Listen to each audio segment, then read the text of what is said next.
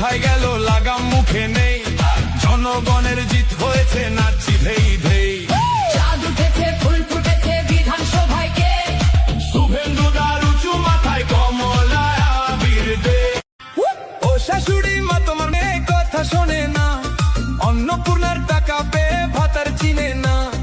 ও শাশুড়ি মা তুমি মেরে বুঝাও না, 3000 টাকা পেয়ে ফোনও ধরে না। সকাল হইলে বউ আমার আয়না লইয়া বসে, ভাতার ডাকে আসছি বলে 2 ঘন্টা পরে আসে।